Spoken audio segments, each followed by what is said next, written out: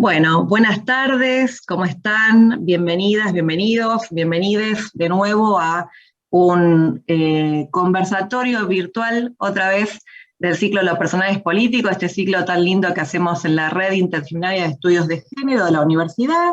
Como muchos saben, la red pertenece al Centro Interdisciplinario de Estudios Avanzados, pero en esta ocasión tenemos la suerte de estar coorganizando el conversatorio de hoy con Sabrina Cartavia, con Florencia Cascardo y a través de Florencia con el Centro de Estudios de la Economía Social de nuestra universidad.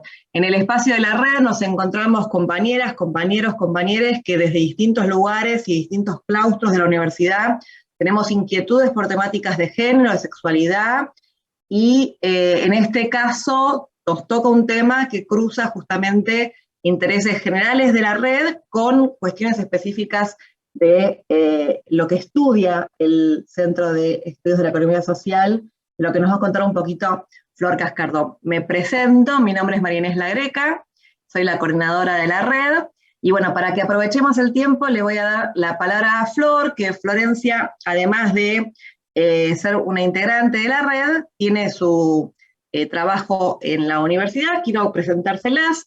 Florencia es licenciada en Economía, posgraduada en Economía Política con Perspectiva de Género, magíster en Políticas Públicas para el Desarrollo con Inclusión Social y doctoranda en Economía. Es docente e investigadora del Centro de Estudios de la Economía Social de nuestra universidad, donde se especializa en cuestiones vinculadas al cooperativismo de trabajo, las políticas públicas y la articulación entre la economía popular, social y solidaria y la economía feminista, trabajando en temas como las cooperativas de cuidado, la seguridad social para trabajadores y trabajadoras autogestivas y el cuidado comunitario. Desde allí integra el espacio de géneros de la Red Universitaria de la Economía Social y Solidaria, así como nuestra Red Interdisciplinaria de Estudios de Género. También forma parte del Observatorio de Géneros y Políticas Públicas de la Fundación Igualdad, donde se realizan informes y análisis desde una perspectiva feminista popular. Con todo ese background es que Flor nos trae la iniciativa de la charla de hoy, que es fascinante, va a presentar a nuestra expositora, así que te doy la palabra y bueno, un placer contar con la iniciativa que tuviste, Flor, y que hablamos en la red, y sobre todo con nuestra invitada de hoy. Bueno, gracias Inés. Bueno, gracias a todos también por sumarse a la actividad. Y antes que nada, una pregunta que es ¿por qué trabajar la economía feminista desde el Centro de Estudios de Economía Social y Solidaria, ¿no? Que bueno, es donde pertenezco institucionalmente. Y es el área de la universidad, en definitiva, donde se vienen trabajando estas cuestiones de la mirada feminista en la economía. Digo, la economía social solidaria es una perspectiva crítica de esta mirada económica tradicional, ortodoxa, como querramos llamarla, neoclásica, que dice que lo económico es asignar eficientemente los recursos escasos y que esa asignación la hace el mercado, y punto. ¿No? Lo que viene a plantear la economía popular, social y solidaria es reconocer y poner en valor otras formas en que las personas crean bienes, valores de uso, que también satisfacen necesidades y que no están regidos por esta lógica del mercado, esta lógica instrumental, racional, egoísta, etcétera, sino que hay algo más que explica la supervivencia de la humanidad y la reproducción de la vida a lo largo de la historia. Y con varias compañeras que trabajamos en estas cuestiones, tanto desde el Centro de Estudios en la universidad como las que trabajan estas cuestiones en otras universidades, venimos hace rato diciendo que la economía feminista necesariamente amplía esta mirada de lo económico, ¿sí? Porque cualquier mirada económica que no tenga en cuenta el feminismo, le queda una pata ahí que no puede dar respuestas.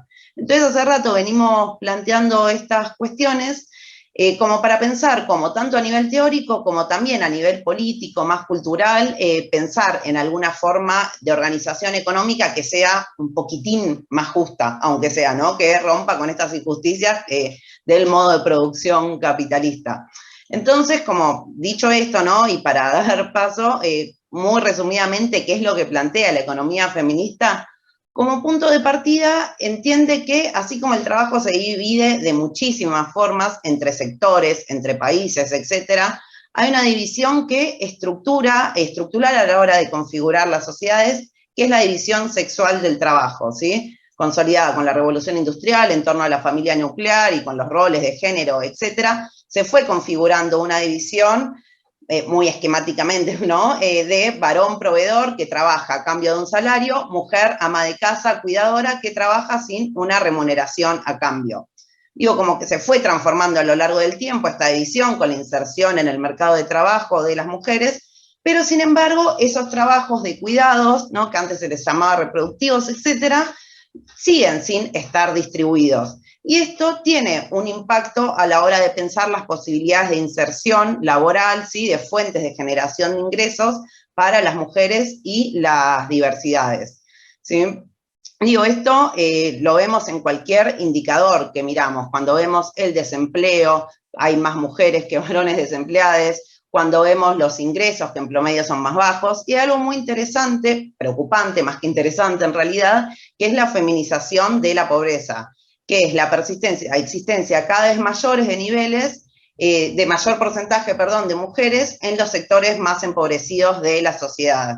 Y ahí yo digo mujeres, cuando en realidad son mujeres lesbianas, travestis, trans, no binarias, porque es como lo mide el sistema estadístico, ¿no? Que te pregunta si sos varón, si sos mujer, y no existe absolutamente nada que no sea eso, ¿no? Como que tiene una mirada súper si existe el sistema estadístico, y muchas veces los estudios también de la economía feminista tienen ese sesgo, porque se basa en las herramientas estadísticas que hay, ¿no? Un desafío es, bueno, ver cómo transformarla, pero bueno, es cuestión de otro conversatorio, quizá.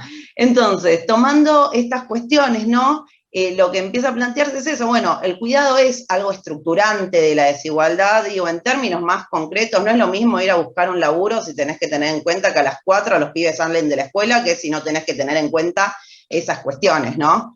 Entonces, a partir de eso es que se empieza a hablar de economía del cuidado, que busca poner de relevancia ese rol importantísimo del cuidado y de los trabajos de cuidados, que se estima que son un 16% aproximadamente del PBI en Argentina. Entonces, habla del carácter sistémico del cuidado, ¿sí? Diciendo que hay una relación entre la forma en que las sociedades resuelven las necesidades de cuidados y el funcionamiento del sistema económico, reconociendo, ¿no?, en este proceso diferentes actores, no solo la familia, que fue la que tradicionalmente se encargó de resolverlo, sino poniendo de relevancia también el rol del Estado, reconociendo, ¿no?, que existe el mercado, y también dándole relevancia a lo comunitario. Entonces, en todas estas cuestiones es que en esta actividad nos pareció interesante poder invitar a Sabrina y poner en diálogo también estas cuestiones entre lo que se hace en el Estado, lo que se viene haciendo en las universidades, y abrir espacio de reflexión y de intercambio sobre, bueno, con todo este contexto, qué podemos hacer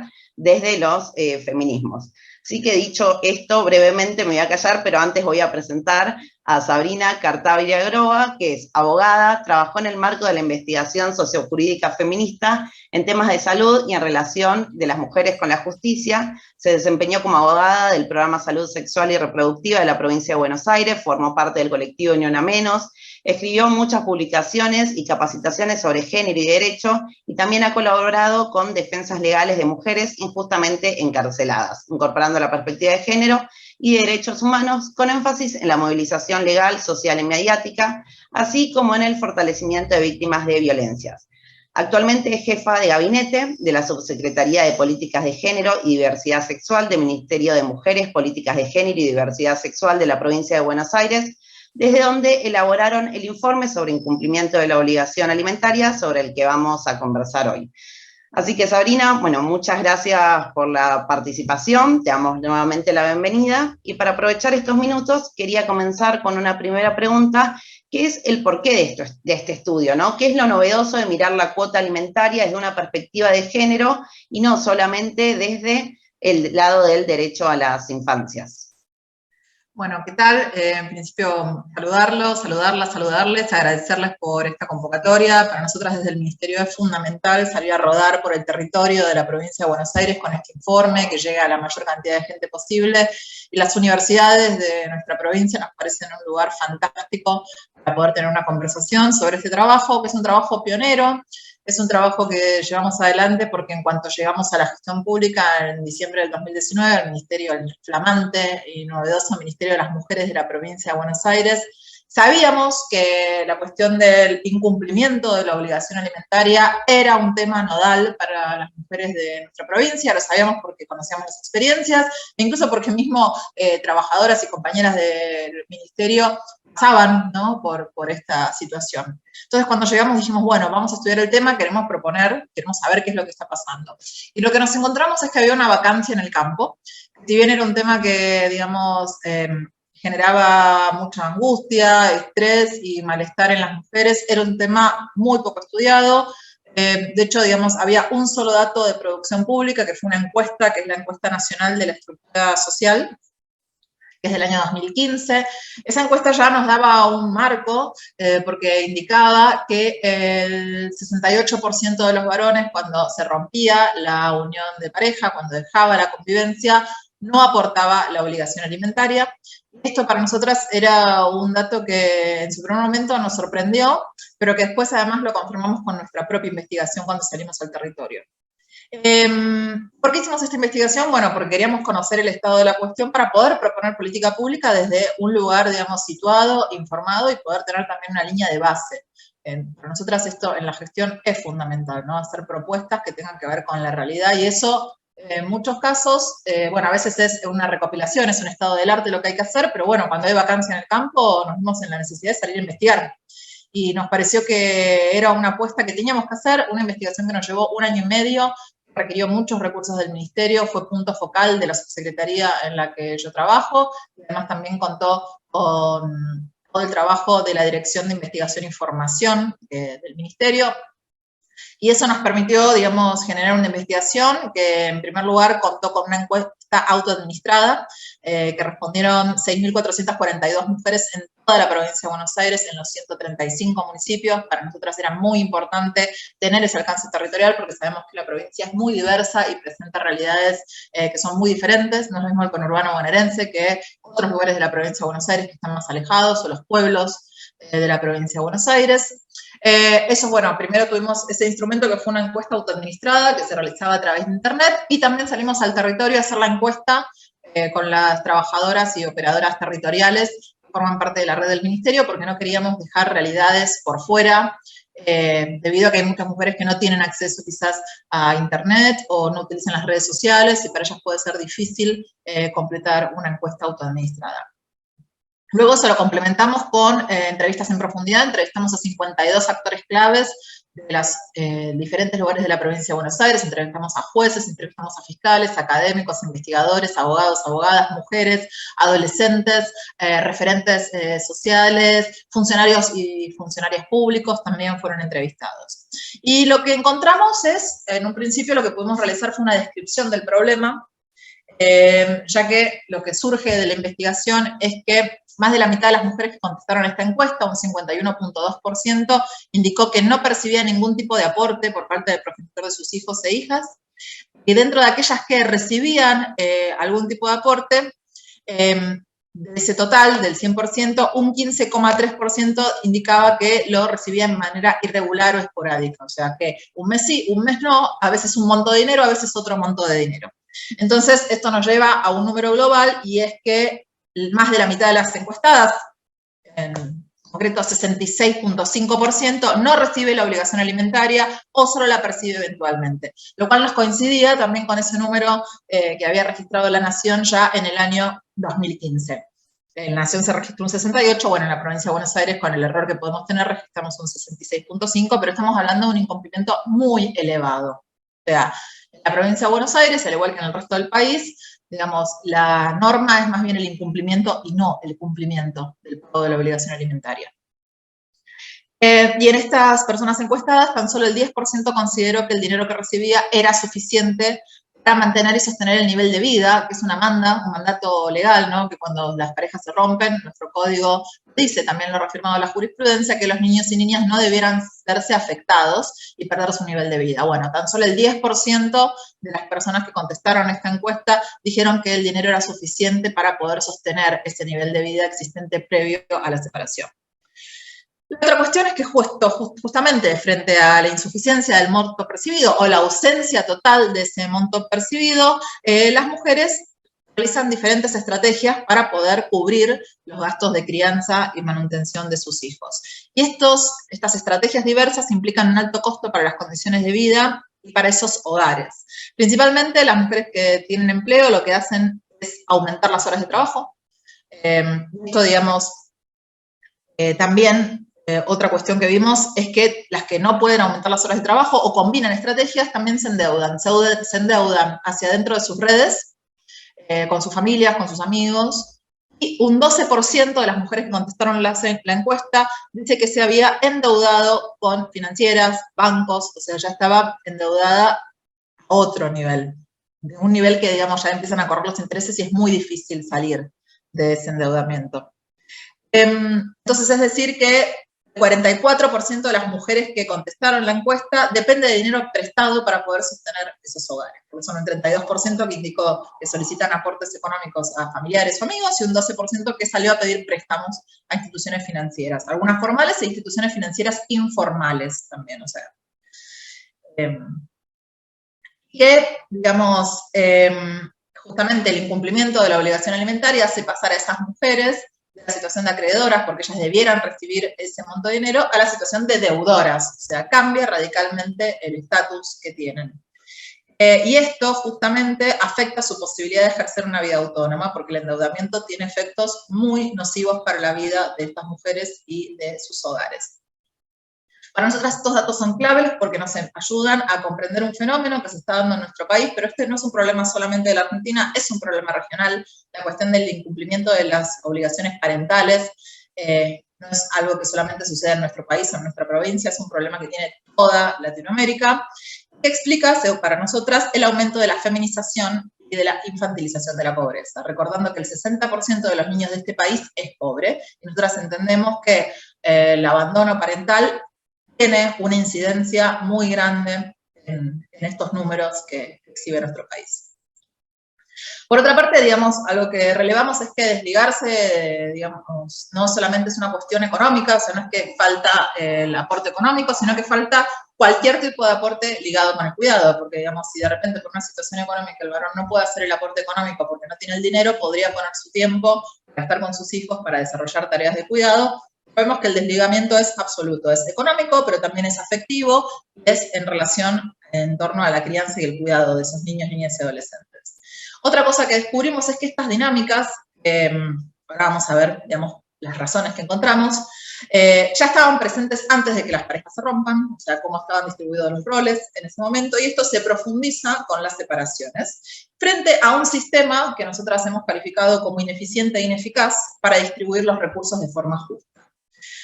Este diagnóstico nosotras profundizamos y fuimos a estudiar las razones de la existencia de ese problema.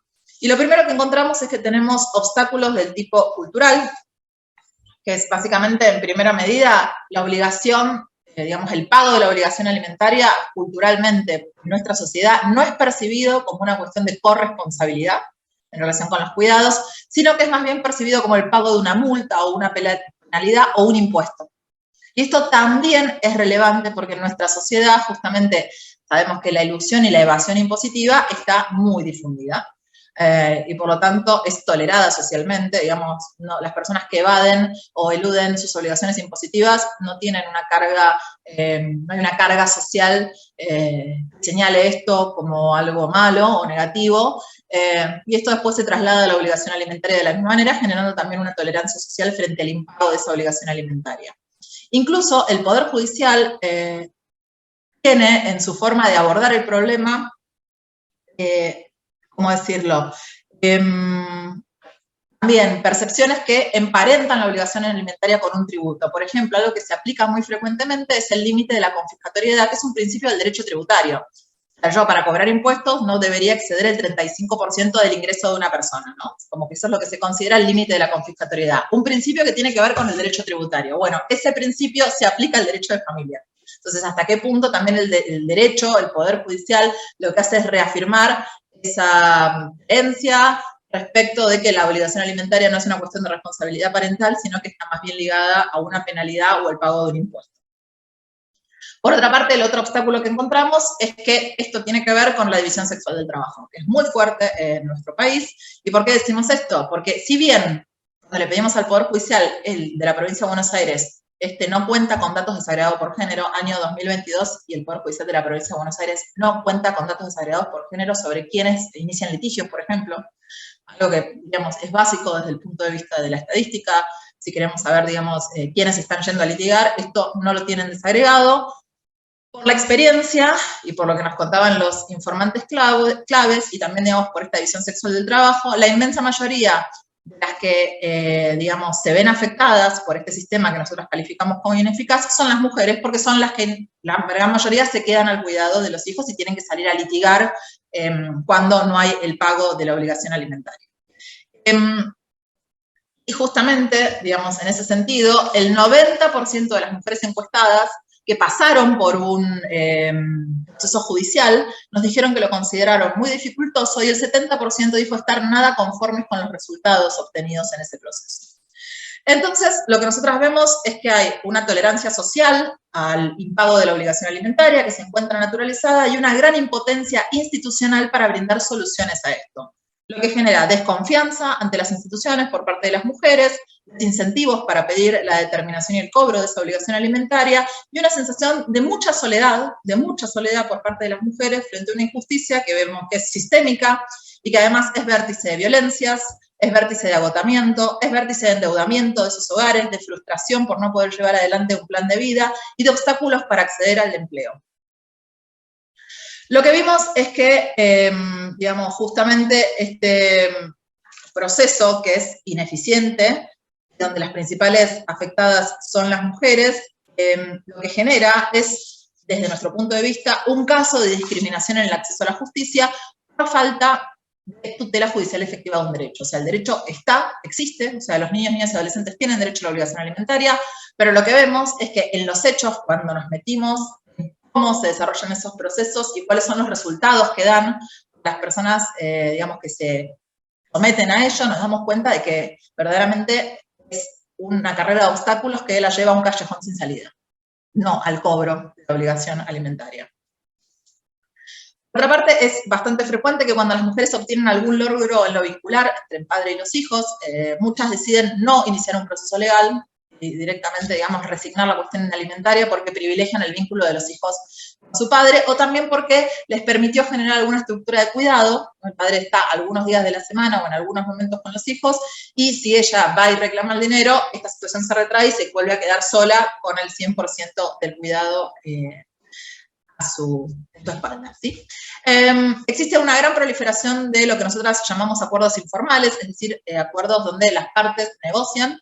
Y esos acuerdos informales, si bien en muchos casos pueden ser útiles, en muchos otros lo que generan es que termine siendo la voluntad del varón pagar o no, y que utilice justamente la cuestión de la obligación alimentaria como una medida de coacción. Es decir, bueno, si haces lo que yo quiero, en el momento que yo quiero, de la manera que te digo, te pago, y si, no sé, conseguís un trabajo, tenés una nueva pareja o tomás alguna decisión con la cual el varón no está de acuerdo, la cuota alimentaria pasa a ser, digamos, una herramienta de coacción, ¿no? Ahí está en el tire y afloje de relaciones. Por otra parte, digamos, el incumplimiento del pago de la obligación alimentaria, a su vez, es en sí mismo una forma de ejercer violencia, es violencia económica, que no le permite a las mujeres desarrollar su autonomía, pero este tipo de violencia aún hoy en día está poco abordada por las instituciones de nuestro país. Entonces yo les voy a proponer que hagamos un ejercicio, vamos a pensar en una mujer de la provincia de Buenos Aires, les voy a contar el recorrido de Analía.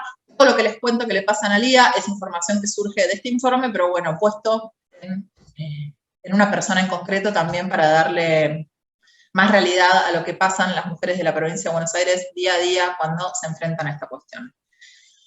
Analía es parte del 45.9% de las mujeres de la provincia de Buenos Aires que todavía no conoce que tiene un marco protectorio de derechos que la protege, no conoce la existencia de la 26485 y es parte del 41.5% de las mujeres que no entiende ni sabe cómo se procede para pedir los alimentos.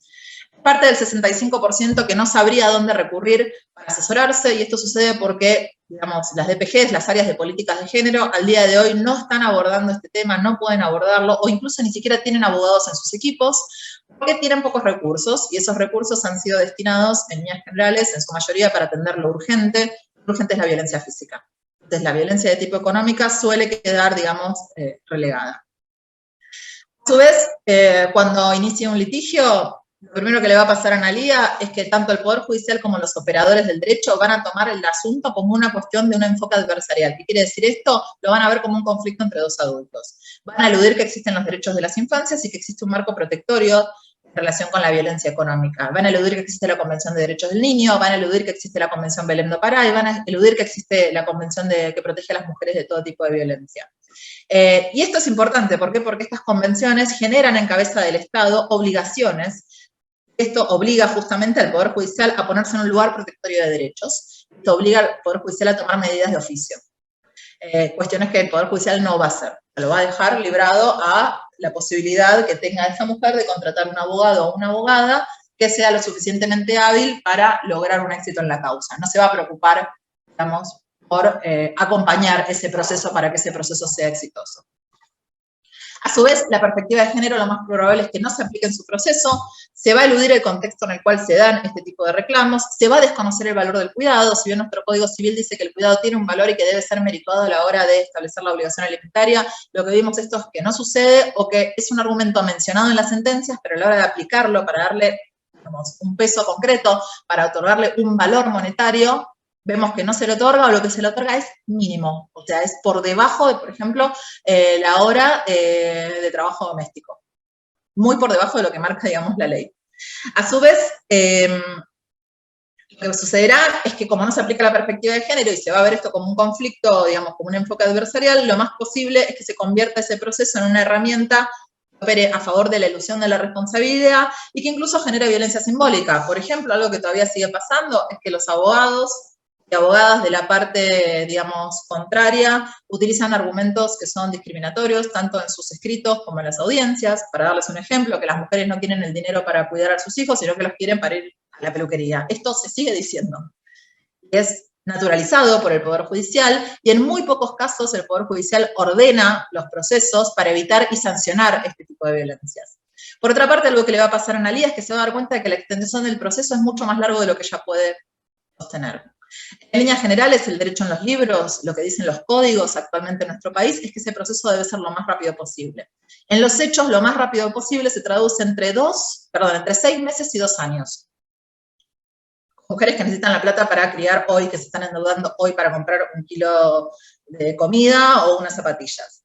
Y además, si tenés suerte, entre 6 meses y 2 años. ¿Por qué? Porque hay un montón de estrategias dilatorias hacer que este proceso sea lo más largo posible, que son muy difundidas, que son recomendadas y aplicadas por los abogados que defienden a los varones, frente a una impotencia judicial para contrarrestar esto. A su vez, digamos, cuando Analía se dé cuenta de que no le alcanza ya el dinero para criar, y que este proceso es mucho más largo de lo que puede sostener, ella se puede ver desincentivada a continuar con el proceso. Otra cosa que descubrimos es que estos procesos sean tan extensos e ineficaces, lo que genera también es violencia.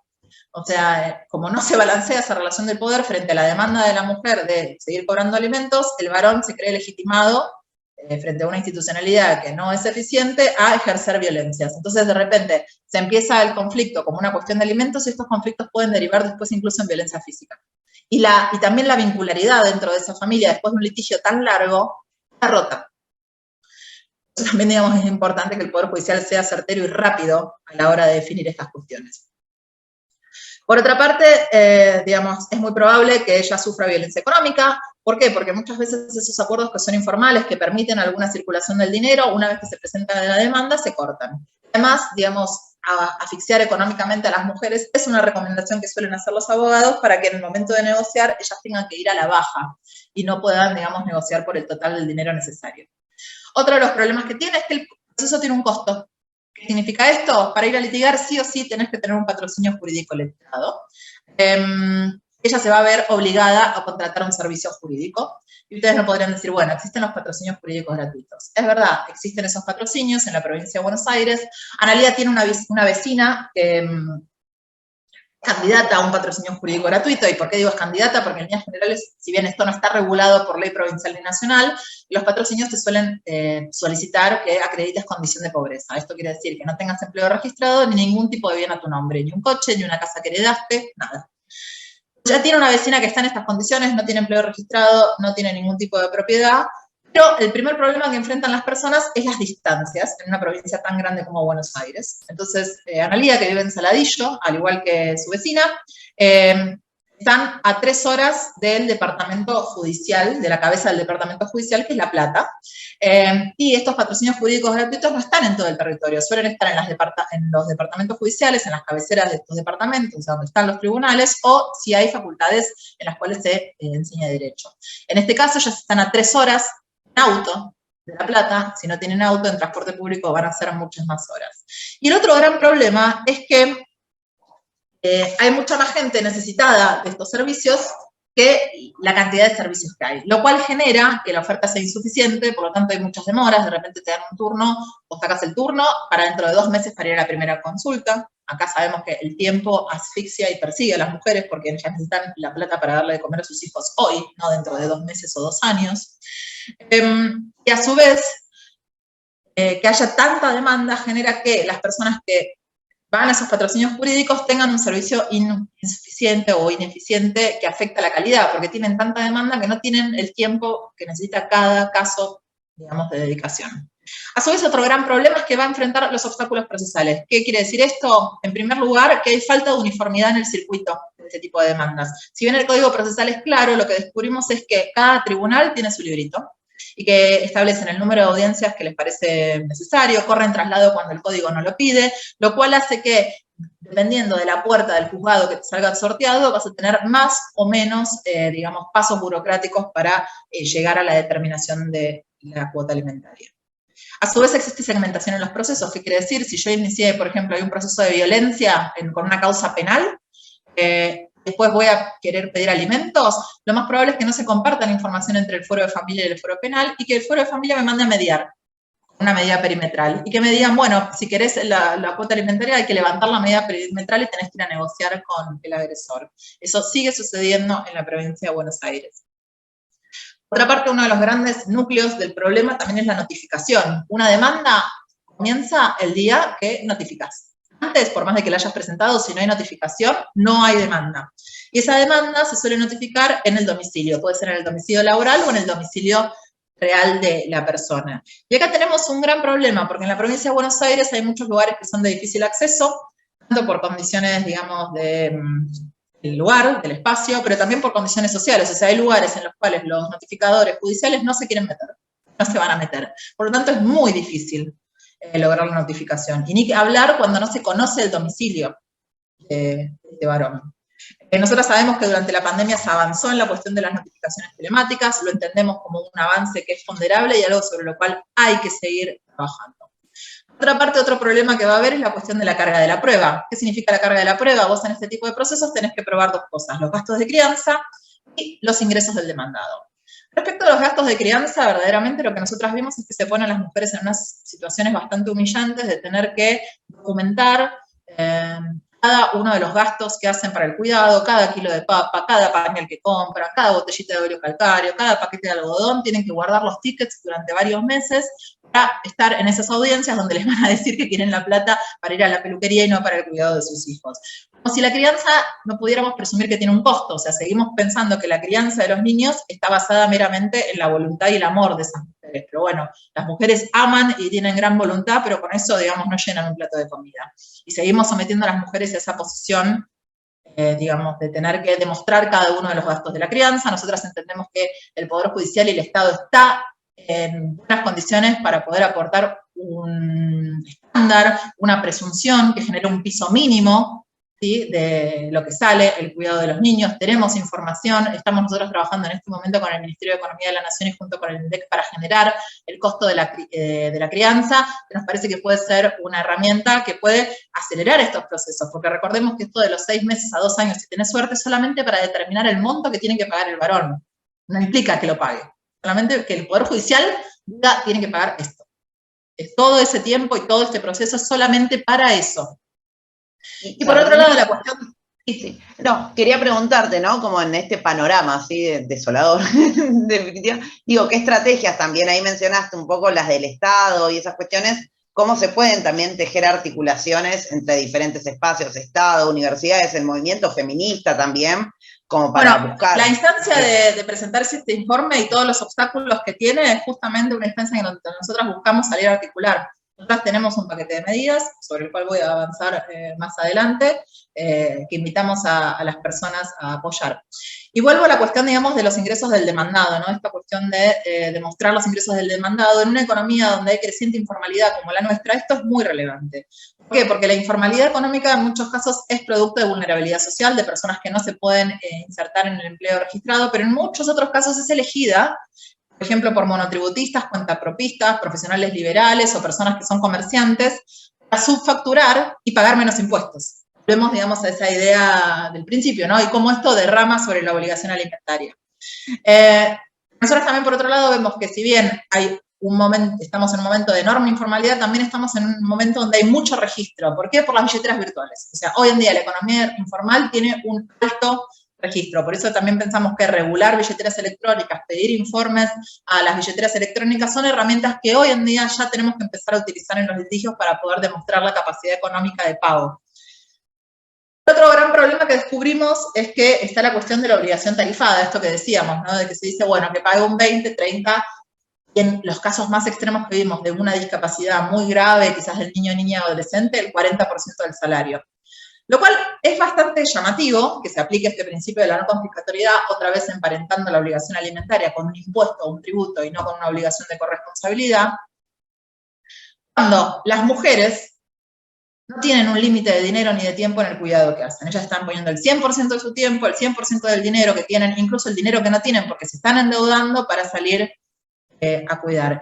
Esto me parece que también es muy relevante tener en cuenta que existe la brecha, ¿no?, salarial entre varones y mujeres, que según el Ministerio de Economía de la Nación para el año 2022 fue en promedio en los sectores de la economía informal en la provincia de Buenos Aires de un 34%, en los sectores, con la economía formal 34%, en los sectores informales esto ascendió al 37%. Entonces, la obligación tarifada, esto del 20, 30, hasta 35, 40% del salario no llega a cubrir la brecha.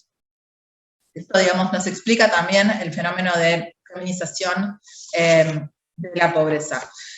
Por otra parte, digamos, los acuerdos tienen una necesidad. Bueno, a ver, el Código Civil lo que plantea es que los acuerdos que se hacen entre las personas pueden ser homologados, es decir, vas a un juez, lo llevas y el juez dice, ok, este acuerdo está correcto.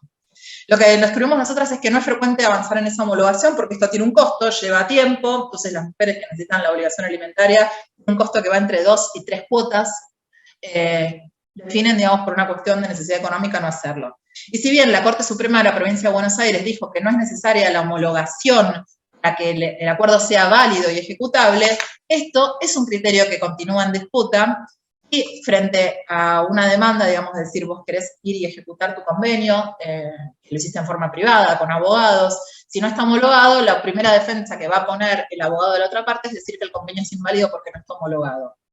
Y esto lo que va a generar es una demora, una dilación. Imagínense el tiempo que habrá tardado la primera mujer que llegó a la Corte Suprema de la Provincia de Buenos Aires para obtener este precedente de la Corte diciendo que no es necesaria la homologación. Primero pasó por primera instancia, por Cámara, y después llegó a la Corte de la Provincia. O sea, la cantidad de tiempo que puede llevar esto procesalmente digamos, es una demora a un derecho que debe ser inmediatamente determinado. Otro enorme problema es la cuestión de la actualización del monto. El 56.5% de las mujeres que contestaron la encuesta dijeron que se determinó el monto de la obligación alimentaria una sola vez y que este no se actualizó. En un contexto de inflación como el que tenemos, sabemos que esto es un problema. Y además hay que tener en cuenta que aún cuando se establezca digamos, un mecanismo de aumento, en el caso de que el varón no cumpla con ese aumento, las mujeres se ven obligadas a volver a abrir instancia. ¿Qué significa esto? Volver a abrir litigio, volver a contratar abogados, volver, digamos, al Poder Judicial. Y hay resoluciones judiciales que han condenado a las mujeres a pagar las costas del proceso, porque entienden que quien abre instancia para actualizar el monto es quien tiene que pagar las costas. Por otra parte, otra cosa que hemos relevado en relación con esto es que en nuestro país está prohibida por ley la indexación de las obligaciones alimentarias. Esto lo que genera que no se puedan establecer mecanismos de ajuste inflacionario. Si bien hay personas que esto lo meten solapadamente como una estrategia en sus convenios, por ejemplo, dicen, en lugar de fijar un monto, dicen, bueno, es equivalente a tantos litros de leche, a tantos litros de nafta. Esto es una estrategia para meter la indexación solapada, no es una forma universal del acceso, y ha habido jueces han rechazado homologar los convenios porque dicen que tienen una cláusula de indexación cuando descubren, digamos, estas estrategias. Esto lo que deja a las mujeres básicamente en la posición de tener que estar litigando todos los meses a lograr el aumento de la obligación alimentaria. En este sentido, quiero decir que se aprobó un proyecto de ley en la Cámara de Diputados que, digamos, permite la indexación de las obligaciones alimentarias. Ese proyecto ahora está en el Senado y va a perder estado parlamentario en diciembre de este año. Así que nos queda muy poco tiempo, digamos, para activar esto. Y acá llega, digamos, lo más desolador de la investigación. Supongamos que Analía pasó por todo esto, nos llevó adelante todo el proceso y llegó a tener una sentencia en el plazo este que dijimos, si tuvo suerte, entre 6 meses y 2 años, donde dijeron, bueno, tiene que pagar este monto. Y lo que nos decían los jueces es que lo más difícil es lograr que paguen una vez que hay sentencia. ¿Esto por qué? Porque todo este proceso está atado a una estructura económica de empleo registrado y bienes registrados, o sea, de ingresos registrados y bienes registrados. ¿Por qué? Porque lo que pretende es, bueno, incumplió, estaba determinado el monto, le embargamos el salario, le embargamos un bien y puede cobrar con esto. Pero si no hay bienes registrados o están registrados a nombre de otras personas, que es algo que también vimos que sucede, eligen registrar los bienes a nombre de otra persona para que no sean ejecutables, se desapoderan de bienes. Incluso hemos relevado casos donde renuncian al empleo registrado para no pagar la obligación alimentaria. Y otra práctica muy común es arreglar, digamos, con los empleadores cuando tienen empleo registrado para que una parte del salario no esté registrada, ¿no? Y de esa manera eludir el pago de la obligación alimentaria. ¿A qué nos lleva todo esto? Bueno, al final de cuentas, si vos tenés sentencia, no hay posibilidades de pago, no hay de dónde embargar, que caemos en las medidas de derecho blando, que son los registros de deudores alimentarios y las medidas del 553. Los registros de deudores alimentarios es una institucionalidad que está por todo el país. En la provincia de Buenos Aires tenemos el registro hace 22 años. Y lo que solicitan estos registros en líneas generales, y el de la provincia de Buenos Aires también, es que haya una sentencia firme o un convenio homologado y que haya un incumplimiento consecutivo de 3 cuotas o de 5 alternadas. Lo cual es un montón. Imagínense, en un año 5 alternadas es casi medio año sin pagar para que te inscriban en el registro de deudores alimentarios. Incluso yo podría hacer una triquiñuela si soy un deudor alimentario. Siempre quedarme en 4 anuales no consecutivas para que vos no me puedas inscribir. Entonces yo te pago enero, pero no te pago febrero, te pago marzo, pero no te hago así, entonces llego al fin de año y te puedo hasta 4 cuotas alimentarias no consecutivas no pagar que no me vas a poder inscribir en el registro, porque el registro pide que sean 3 consecutivas o 5 alternadas en un año. ¿Y qué se hace? Bueno, el juzgado emite un oficio y se inscribe. Les voy a contar un progreso de 2019 que hubo. Antes ese trámite de inscripción era presencial en La Plata de 8 a 14.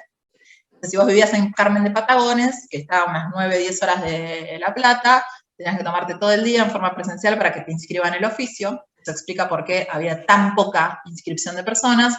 Hoy en día te aceptan el oficio que se los manden a través de medios electrónicos. ¿Y cuáles son los efectos de esa inscripción? Bueno, no puede operar en la banca pública de la provincia, básicamente no puede tener cuentas en el Banco de la Provincia de Buenos Aires, no puede ser proveedor de la provincia, ni de municipios, ni de organismos descentralizados, no va a poder obtener habilitaciones para comercios, ni va a poder participar en licitaciones públicas y no se le va a otorgar o renovar la licencia de conducir. Pero bueno, la expareja de Analía no opera con la banca pública, tiene Banco de Galicia, es un banco privado, así que eso no le importa. No es proveedor del Estado, no le vende nada al Estado, tampoco va a participar de ninguna licitación, no piensa habilitar ningún comercio. Y bueno, lo de la licencia de conducir le molesta un poco, pero bueno, la mamá de él vive en la Ciudad Autónoma de Buenos Aires, por lo tanto él va a decir que su domicilio está en la Ciudad Autónoma de Buenos Aires y como los datos de los registros no se cruzan, va a sacar su licencia de conducir en la Ciudad Autónoma de Buenos Aires. Lo que vemos es que el registro de deudores alimentarios no tiene efectos, que también lo que nosotras hicimos fue hacer una comparación entre la cantidad de medidas, digamos, de registros, de registraciones que hay en el año y el levantamiento. Porque supone que si vos te registran, tenés estos impedimentos, no querés tener estos impedimentos, vas a pagar y te tienen que levantar la medida. Pero evidentemente estos impedimentos no le hacen cosquillas a nadie. En el año 2019 se inscribieron 524 personas, se levantaron solo 11. El año 2020 se inscribieron 499, se levantaron 19. El año 2021 se inscribieron 508 y se levantaron 16. Y les digo más, en 2019, a diciembre del 2019, a 20 años de creación del registro, había tan solo 1.449 anotados. sea, lo que vemos es que es una política que es ineficiente y tenemos que tener mucho cuidado, porque la primera respuesta que suele haber cuando sucede esta cuestión de, bueno, el pago, la falta de pago, te dicen registro de deudores alimentarios. Todo el mundo es eso como lo único que se les ocurre.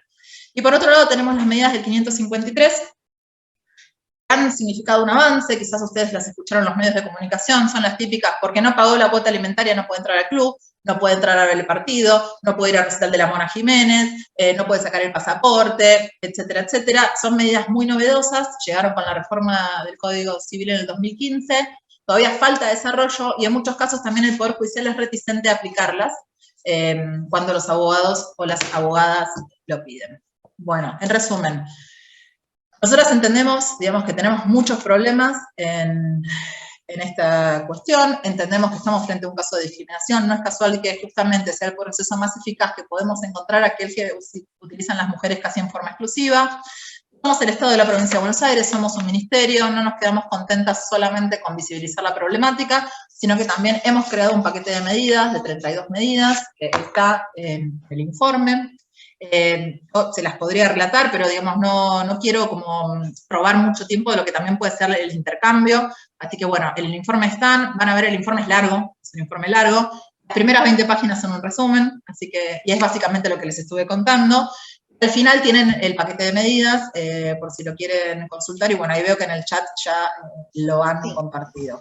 Ahí, bueno, muchísimas gracias, Sabrina, súper interesante todo. Ahí dejamos el link al informe para quienes quieran verlo, que tienen información súper interesante. No, y ahora nos interesaría eso, ver si hay preguntas, inquietudes, como aprovechando que todavía, nada, que estamos con Sabrina, que participó en este informe, para aclarar también algunas cosas o generar nuevas reflexiones. Yo tomo la palabra 2 segunditos, primero y principal para agradecer esto, excelente, estoy como feliz que se grabó, porque seguirte, Sabrina, es un desafío, pero nos diste un montón de información que ponemos al servicio de la difusión en vía virtual de una explicación del informe que viene bárbaro. Como decía muy bien Florencia, vamos a pasar a la parte del intercambio. Para eso, como hacemos siempre en el ciclo, vamos a hacer 2 cosas. En primer lugar, Marina Figueredo, que en el apuro por arrancar no la presenté y que es una integrante de la red, profesora de Historia de la universidad y representante también del claustro de graduados, va a estar a cargo de moderar. Para ello pueden dejar las preguntas en el chat y las leemos, o pueden sacarse el micrófono y hablar, pero como esa parte la vamos a reservar para que sea más íntima, vamos a terminar con la grabación, y me parece que, bueno, merece un gran aplauso todo lo que nos ha traído Sabrina. Estamos felices de contar con vos, y la verdad que felices también de dejar este archivo de este tema tan importante disponible en el canal YouTube de la universidad. Así que te despedimos con un abrazo, con un aplauso, perdón, un poco como mentiroso, porque ahora damos fin a la grabación y pasamos al intercambio.